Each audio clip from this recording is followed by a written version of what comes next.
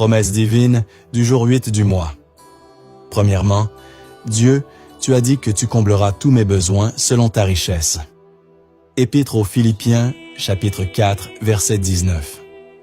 Et mon Dieu comblera tous vos besoins selon sa richesse, magnifiquement dans le Christ Jésus. Deuxièmement, Dieu, tu as juré de me bénir abondamment. Épître aux Hébreux, chapitre 6, verset 14. Oui, mon Dieu me bénit abondamment dans tous les domaines de ma vie. Épître aux Hébreux, chapitre 6, verset 14. Je jure de te bénir abondamment. Troisièmement, Dieu, tu as dit de demander et que tu donneras.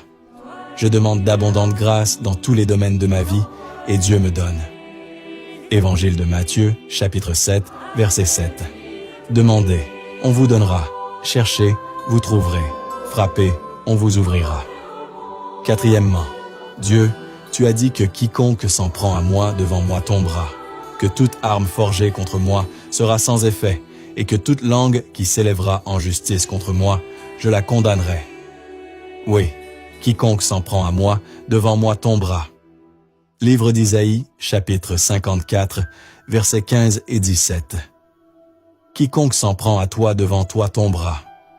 Toute arme forgée contre toi sera sans effet. Et toute langue qui s'élèvera en justice contre toi, tu la condamneras. Cinquièmement, Dieu, tu as dit que tu me combleras de biens en surabondance. Je déclare que le Seigneur me comble de biens en surabondance dans tous les domaines de ma vie. Il fait fructifier ma famille, mon bétail, mon sol et toutes mes entreprises. Livre du Deutéronome, chapitre 28, verset 11. Le Seigneur te comblera de biens en surabondance. Il fera fructifier ta famille, ton bétail et ton sol sur la terre qu'il a juré à tes pères de te donner. Sixièmement, Dieu, tu as dit que par les meurtrissures de Jésus, je suis guéri, que par les meurtrissures de Jésus, j'ai été déjà guéri il y a 2000 ans.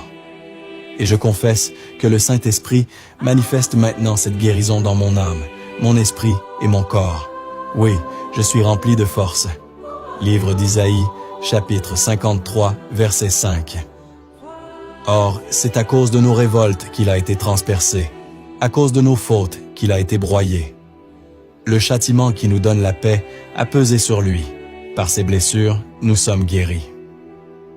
Septièmement, comme Jésus dans l'évangile de Luc, chapitre 6, verset 19, la puissance du Saint-Esprit sort de moi pour opérer des guérisons. Évangile de Luc, chapitre 6, verset 19. Et toute la foule cherchait à le toucher, parce qu'une force sortait de lui et les guérissait tous.